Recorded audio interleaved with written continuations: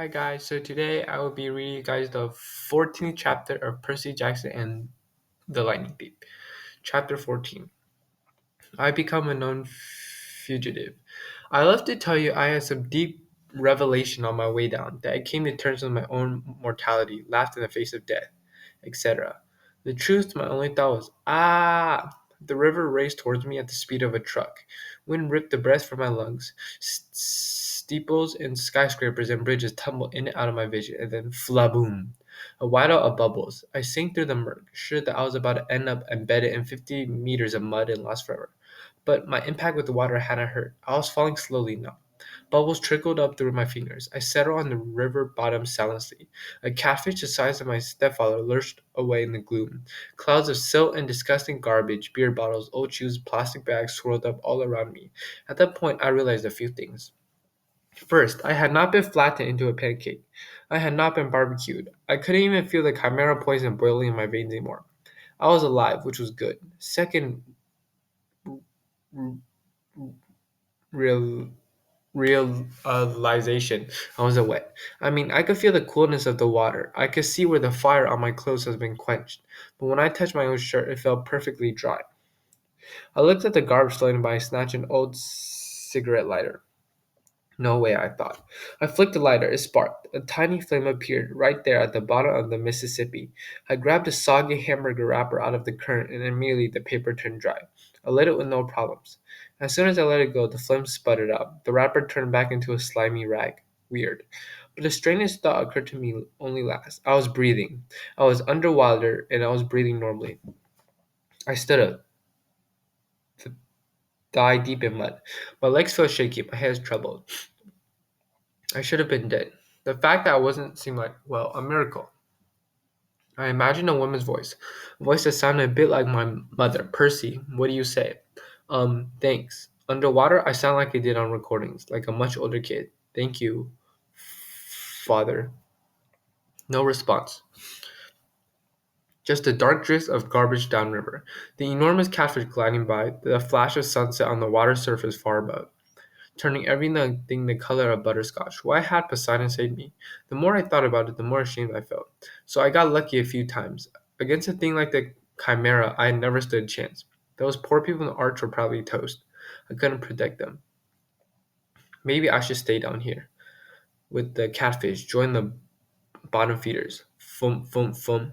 A riverboat's paddle wheel churned above me, swirling the silt around. There, not 2 meters in front of me, was my sword, its gleaming bronze hilt sticking up in the mud. I heard that woman's voice again. Percy, take the sword. Your father believes in you.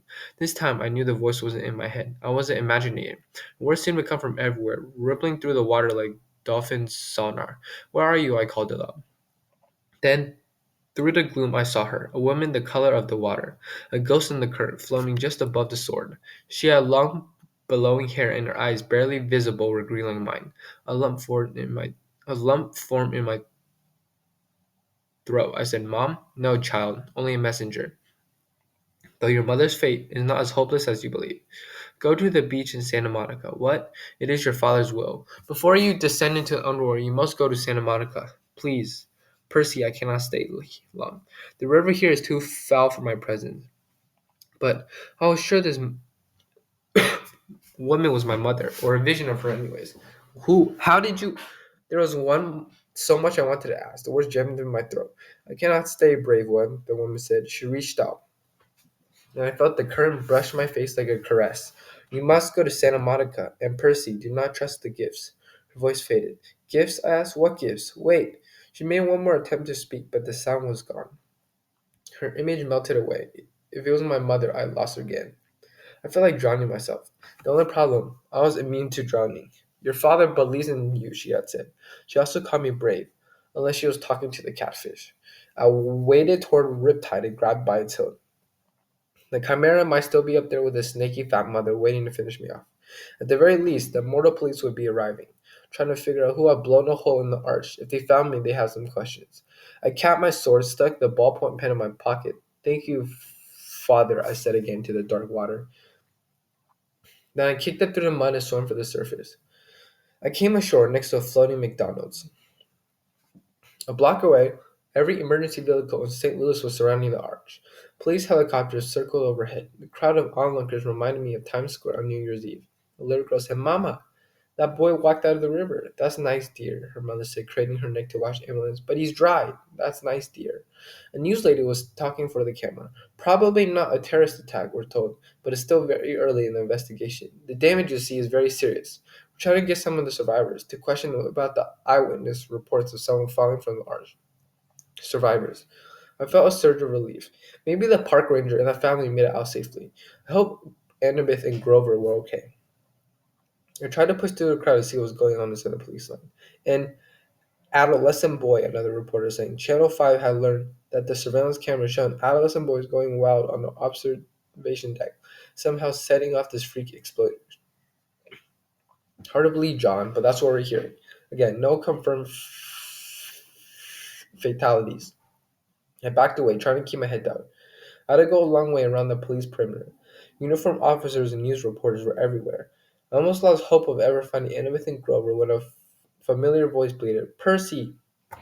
I turned around and got tackled by Grover's bear hug, or goat hug. He said, "We thought you gone to Hades the hard way." Edna stood behind me, trying to look angry, but even she seemed relieved to see me. "We can't leave you alone for 5 minutes. What happened?" I sort of fell. "Percy." "Percy?" 200 meters. Behind us, a cop shouted, "Gangway!"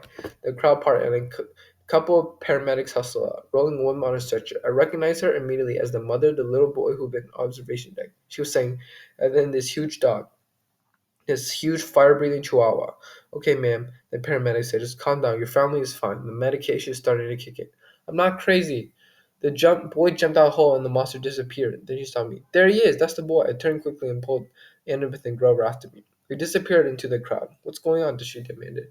"Was you talking about the chihuahua on the elevator?" I told him the whole story of the chimera, Echidna, my high dive act. The underwater lady's man said, "Whoa," said Grover. "We've got to get you to Santa Monica. You can't ignore a summons from your dad." Before Annabeth could respond, we passed another reporter doing a news break, and I almost froze in my tracks when he said, "Percy Jackson." "That's right, Dan. Channel 12 has learned that the boy who may have caused this explosion fits the description of a young man wanted by authorities for a serious New Jersey bus accident. And the boy is believed to be traveling west. For our viewers at home, here's a photo of Percy Jackson." We ducked around the news van and slipped into the alley. "First things first," I told Grover. "We've got to get out of town." Somehow we made it back to the Amtrak station without getting spotted. We got on board